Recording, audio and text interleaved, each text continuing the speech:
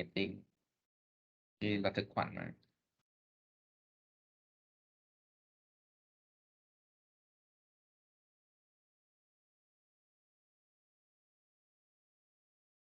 All right. So again, folks, sorry for the delay. Traffic was really horrible. So today we'll continue on. And now that we talk a little bit about pipelining and we introduce the problem of data hazard and data dependency, today we'll kind of dive deeper into how to solve the issue in data forwarding. And then we'll follow through that with what happened when you have branches, when you have jump instruction that move, basically it move your code from going to the next line in order to continue running, it jumps somewhere else, right? And it talks about the concept called branch prediction, which is one of the really important concepts in how you build the CPU and how to make it really fast, right? Again, if you have any question, feel free to put it on the chat, right? We can go through that. Before we begin, let's review lecture 3 a little bit. Because in lecture 3, right, we go to this microarchitecture detail of our toy example, which has the program counter right here in the whatever I label here as IR. That's the program counter right here. The program counter go and fetch the instruction, right, inside the address where the instruction pointer is pointing at. That instruction go through the decoder. Decoder figure out, okay, what that instruction is entail, and it send out all the command, right, to the corresponding component like the register file to fetch the correct register. For example, if I want to add R0 and R1 together, it would fetch the value R0 and the value R1, feed that to the adder so that you have R0 plus R1 as a result of your adder. And you also set the control to select R0, R2 as the destination so that the result of an add go into the register file back, right? And we talk about pipelining where you can actually implement a design in which you can process multiple instruction in the pipeline manner, right? You can have instruction A in the write back, instruction B in the memory, instruction C in the execute, instruction D in the decode, and instruction E in fetch. In this way, right, every single cycle I run, in the ideal case, I can finish, right? I can finish one instruction. So let's say your program, which is a typical number, you're likely to have like basically trillions of instruction. So in an ideal case, you're likely to be able to produce those trillions of instruction within, right, a rate where you finish one instruction per cycle, right? And that's the pipeline design in the ideal case. You can add the pipeline register in the middle of your design to store, or basically to store your intermediate value and save the state. So let's say if I have this table basically on the bottom here, right, where I have 4 instructions I want to run: add, multiply, XOR, and load. And let's assume that every stage, fetch, decode, execute, memory, and write back take one cycle, right? Let's assume that they take one cycle. When I have a pipeline design, right? When I have a pipeline design, instruction 1 would first fetch, right? And then in the next cycle, instruction 1 move to the decode phase. The fetch unit is free, right? The fetch unit is free. I can put in instruction 2 right here, right? And it fetch the instruction 2, basically the command, right? That instruction 2 is supposed to do. It's in the cycle number 3, you execute here, decode here, and fetch right here, right? In cycle number 4, this go to the memory phase, this execute, is decode, write back, right? Memory, execute, write back, memory, and write back here, like fetch, decode, execute, memory, and write back. This is the pipeline design. The difference between this and multi-cycle architecture. So let's say I use a multi-cycle architecture and I separate out to fetch, decode, execute, memory, and write back. If I don't pipeline this would take 5 cycles each. So in total, you're basically running 20 instruction, the 4 instruction in 20 cycle, right? 5 instruction, 4 of these 4 instructions is 5 cycle per instruction. Right now, you use only 8 cycle, right? Your runtime reduced from 20 down to 8, which is a great speed up, right? And then in modern processor, you can actually ask like, okay, how many pipeline stages that you should have, right? If you look at the modern Intel CPU or the Apple N1 chip, right? Or even the iPhone, right? The iPhone A15 Bionic, right? You're looking at the stage so deep that is typically like 30 something stages, like 34 is a possible number, right? It's a 5 pipeline stages. You actually break down the fetch into fetch 1, fetch 2, fetch 3, fetch 4, depending on the instruction. Then you pipeline the decode, you pipeline execute, so that when you do the multiply, it's fully pipeline. You can pipeline the memory stage, and you can also pipeline the write back stage, right? These can be done to make the clock goes down, but basically go faster, so that your CPU is running at, rather than running at 1 gigahertz, it run at 2 gigahertz, 3 gigahertz, 4 gigahertz, and more, right?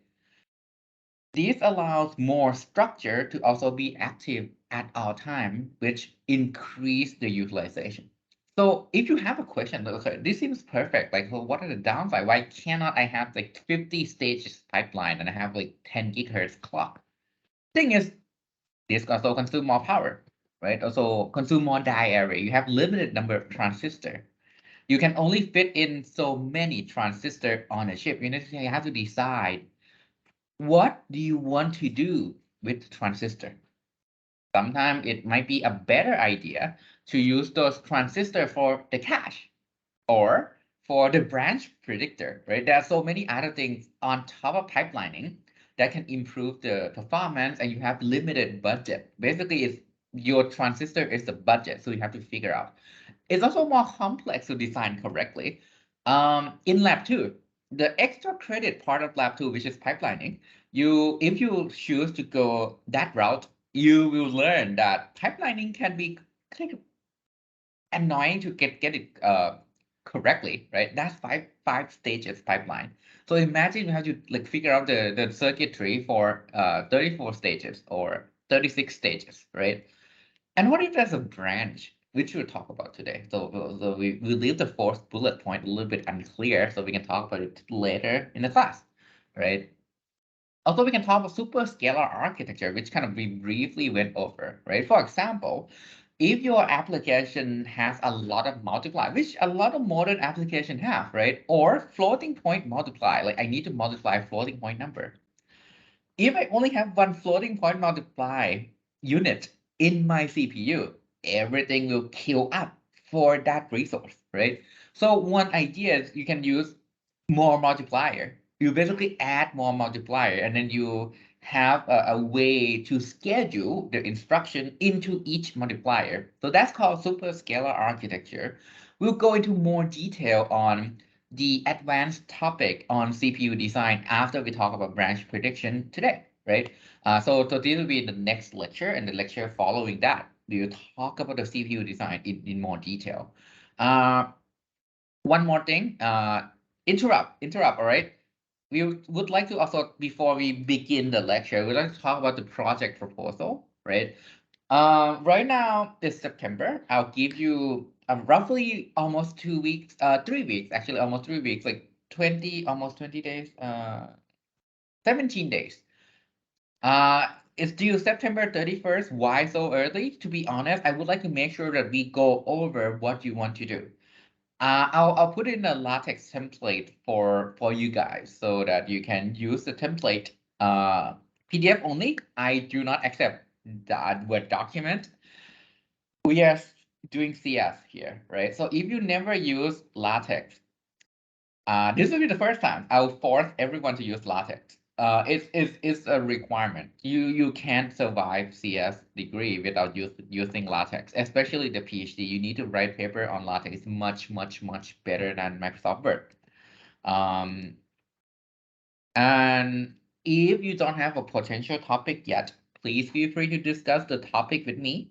There are also quite a few things that my lab is personally doing where you can also implement some of the component over there if you're interested. I have things like federated training going on in my lab, and also like a bunch of system design for like modern cloud services that could work too. Or if you want to do something like, I want to train my machine learning model on like 8 GPU. How do I do that efficiently? That can be a perfect project, right? There'll be a default project as well, which is the lab 3. Like if you don't want to propose your own idea, just tell me, okay, I want to do lab 3, right? Lab 3 would be like branch prediction and caching. Basically, it's a follow-up from lab 2. And you should follow the guideline from the template, which has the 75% go, 100% go, and 150% go. And so you should do the literature review in a way that the best you can. Like you should try to do it as much as possible, right? I do not expect, because you are first year and then second year PhD, I do expect some quality, but I do not expect the same quality of literature review as a full-blown, like a almost grad, like a fourth year, fifth year PhD. Like if I have to talk with people in the fourth or fifth year, I'll be much more intense on like all the literature for you guys, especially you don't work in architecture. It's okay, but please do the review as best as you can, right? For the purpose of the class. And also, to be honest, for the purpose of learning as well, right? Most projects cannot be done. Good project cannot be done without a good literature review. So it's really definitely required, right? So we can talk about the proposal later, toward the end of this class as well. Now let's dive into more detail of the data dependency, or whatever we just kind of finished off last week, right? So this is important for lab 2 because it actually asks you to do exactly this. And we talk about the different types of data hazard, right? Something like read after write, which we saw already from last week. And then in the future lecture, you'll see 2 more things, which is write after read and write after write, right? This is done, this will happen in the in order processor, and also the out of order processor. This is like your modern day CPU. And the GPU don't use the out order processor yet. Most of the time, it's like all the time GPU is using in order because they have different trade-off and how they enable like all the instructions to like be really fast. Then the right after read and right after write, you see in the out of order, order CPU. We will learn about what is this out of order processor. Basically, the gist of it is it processes your instruction in a different order from your assembly code because it knows that you can run things ahead of time. And there are multiple techniques combined together to make your CPU really fast. Your modern CPU is actually really blazing fast, right? If you compare your CPU to like the one 20 years ago, it's going to be much faster, right? In order pipeline, which is what you've seen so far, only raw data hazard exists, right? And the data hazard is something that I show in this like color text, which is, let's say I have 2 multiply instruction. I have R0, like basically I multiply R1 and R2, right? And write the result to R0. Then I take R0 as an input, multiply with R4, write to R3. Then I do XOR R7 and R3, write the result to R6. Then I fetch the address, write it to R8, and then I add these 2 together, right? And then write the result to R0. Sorry about the weird add symbol, right? So that's my instruction. And this is actually pretty common, right? This trend of creating data dependency is really common because like when you write code, you do something like this, right? Int I equal x plus y, and then sum, for example, equals I plus I don't know, a, right? You just created data dependency back to back. Your program, the way you program, actually the way programmer write their code, a lot of time you create data dependency because you write something to your variable, right? And that variable is used in the next line. That's natural. So basically, if you do pipelining, this would kill the performance, right? It would defeat the purpose of having a good pipeline processor. So in this case, let's assume multiply take one cycle and you have one multiplier in the ALU. Just make things simple, right? Fetch one cycle, decode one cycle, execute one cycle, memory one cycle, write back one cycle.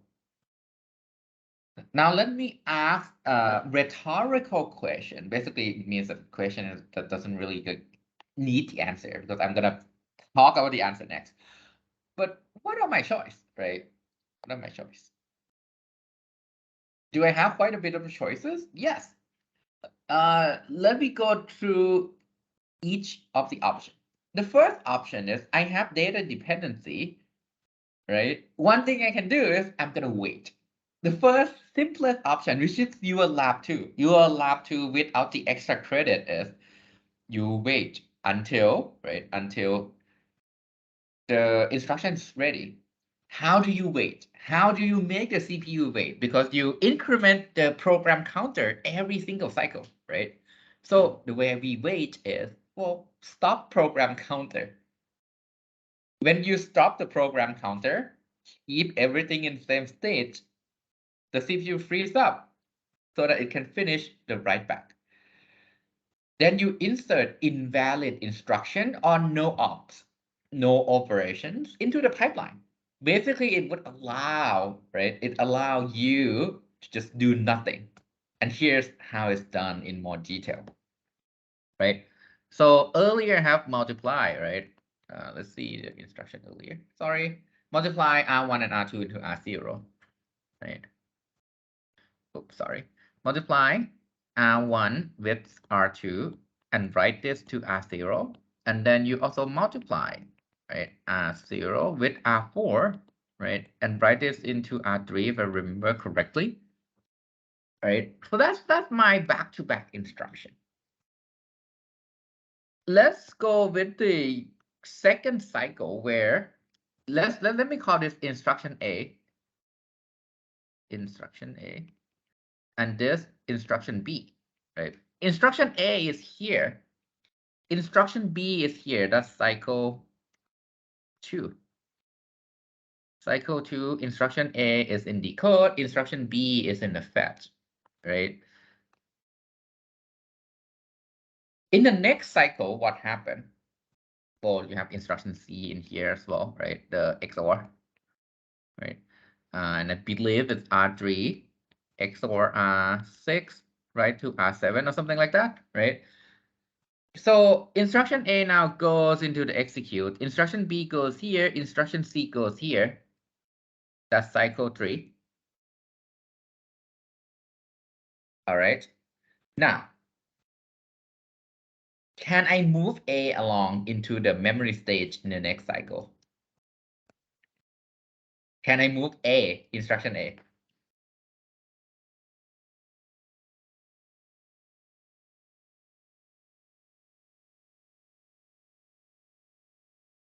So in cycle number 4, can I move A from execute to memory? Is there any data dependency or any problem? No problem. No problem, right? So I can move A into the next stage. So A move from here to here. How about B? Can I move B from decode to execute?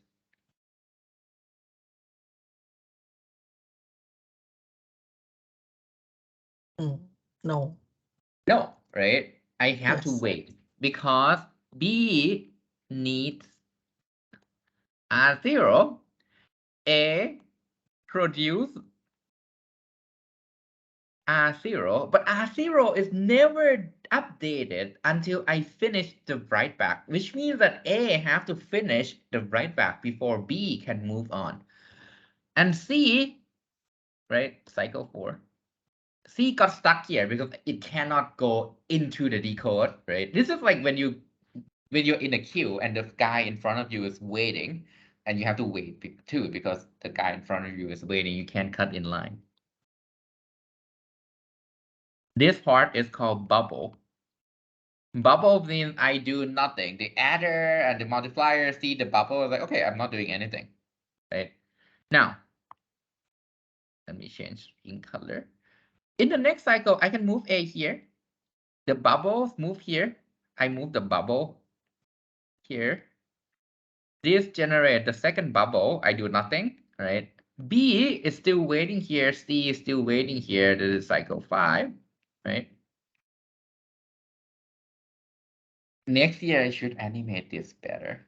I should actually draw an animation. I'm so sorry, but this is a mess. So A move into the write back, right? And then cycle number 6. A go out, right? R0. R0 is now updated. So what can I do with B? Can I move on? Does B have, yes, sorry, so B have the updated value. C can move here, D can go in here. All right, so on and so forth. So that's what happened when you have the data dependency, right? Your data would get stuck because it needs the value. So now let's formalize the stalling condition a little bit. This is the condition in which you have to stop. You have to stall, basically the more formal approach is if you have a distance between the decode and the write back, right? If the distance of the two instructions that has data dependency is greater or equal to the distance of the decode and write back, you have to wait. You have to wait because the decode stage is still waiting for the data from the register file, right? From the register file. Then that's when you can actually move around, right? So in here, you have fetch, decode, execute, memory, and write back. Anything that write to a register would create the new value in write back.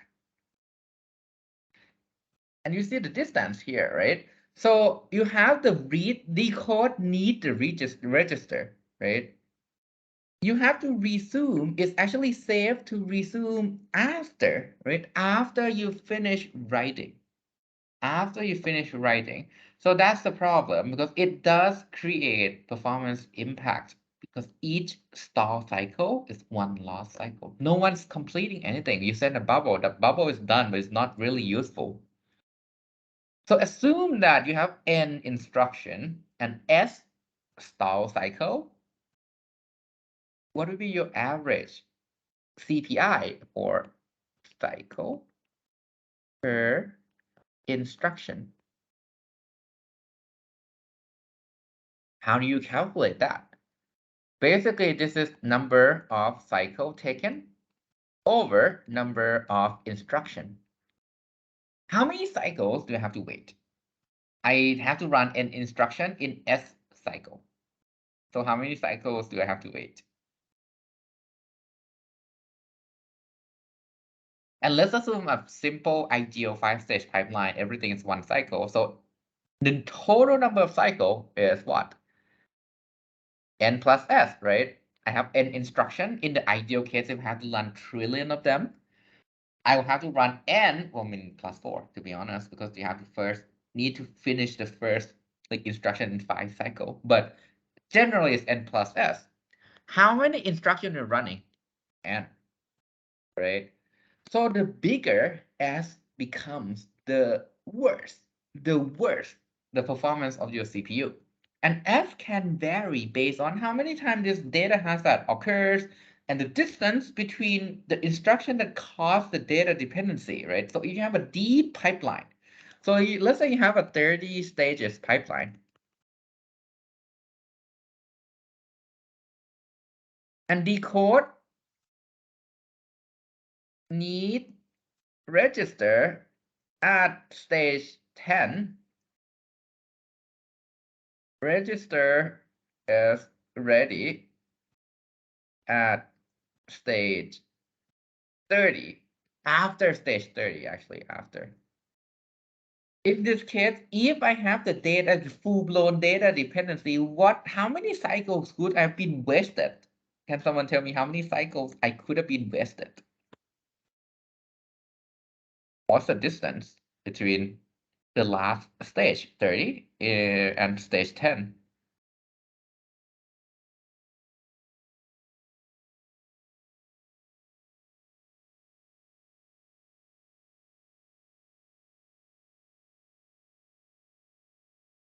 คำถามภาษาไทย สมมุติผมมี CPU ที่แบบมีแทนที่จะมี5 stage CPU เรา optimize สุดยิดมาก มีขนาด30 stage ใช่ไหมฮะ แล้ว decoder อ่ะ ในสเตจที่10ของ CPU เราอ่ะ มันต้องการ register แล้วมันเป็นเฟสที่เราจะเอา register แล้ว write back เนี่ยอยู่ที่สเตจ30คือ register มันจะไม่อัปเดตจนกว่าจะผ่านสเตจ30ไป อันเนี้ย distance เรา maximum distance คือเท่าไหร่ครับ